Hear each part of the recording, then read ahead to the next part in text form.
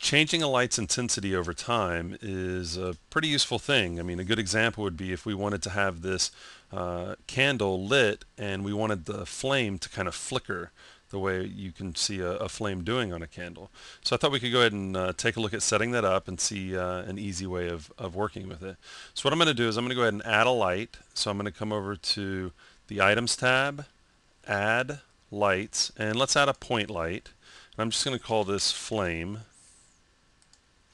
and I'm going to move it up to the tip of the wick. And just so that we can see this in OpenGL and we don't have to do a bunch of renders, what I'm going to do is I'm going to go over to the Light Properties panel, and let's make this a lens flare. And then also let's go ahead and, in order to see it in OpenGL, I'm going to hit D for display options, and where it says OpenGL lens flare, I'm going to activate that so that we can actually see the lens flare in OpenGL.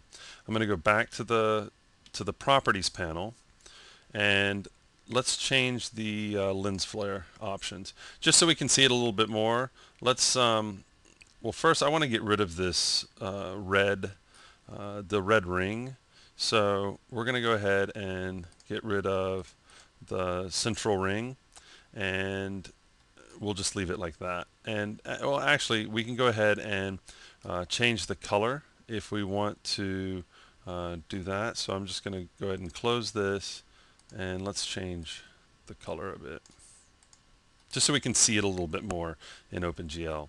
Okay, and now let's go back to the lens flare properties, and for flare intensity, well, I don't want it to be constant whenever I move my frame slider. I don't want it to be constant. I want it to kind of flicker.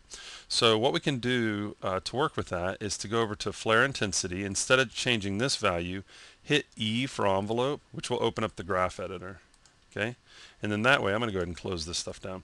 That way, over time, we can change it. So if we wanted to, we could go with the keyframes and just randomly place some keyframes, and it would go ahead and flicker. The intensity would change over time.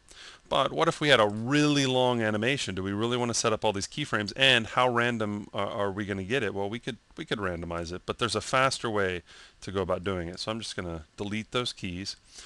Under the Modifiers tab, I'm going to add modifier, and I'm going to choose Noisy Channel. And as you can see, I've set no keyframes, but it's randomizing.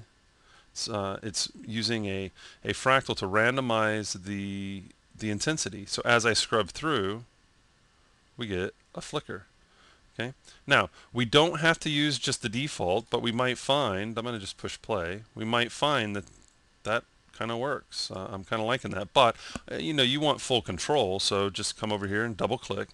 We can change the offset. Now, offset is going to move this entire set of keyframes, well, it's not keyframes, but inside this entire intensity value, it's going to move it up. So if I wanted everything to be much higher, I'm going to go 1, and that's really intense. But the whole motion, the whole effect gets moved up in value, so it's pretty high. I'm going to set that back down. Okay, if we wanted to change the scale, so we don't want to move everything up, but we want to intensify the scale, I can do that. So I still have very low values, and now I'm making, okay, so we go super low values now, we go super high values, so it becomes a lot, the contrast becomes more, it's a little more intense between the highs and the lows. I'm going to set that back to 1. If I want to speed up the flicker right now, you know, we can see that it takes a little bit of time to go down, a little bit of time to go up, but I could speed that up. See, I'm crunching the values. So now it's going to flicker really fast. It's probably going to look pretty bad. Yeah, it's a little too intense. Okay, so I'm going to just change that back to 1. And the phase, that shifts the effect in time. So I have all these different controls to control how the noisy channel is affecting. Now, I'm using the noisy channel to make this light flicker, but the noisy channel actually comes in handy for all sorts of things, displacements and animation. But I find it most useful for when using it for adjusting the intensity of a light, to just kind of have it, you know, randomly randomly get brighter and dimmer over time. So it's a real easy thing to set up, and you just come over to the graph editor, add the modifier, adjust the settings how you'd like, and you're good to go.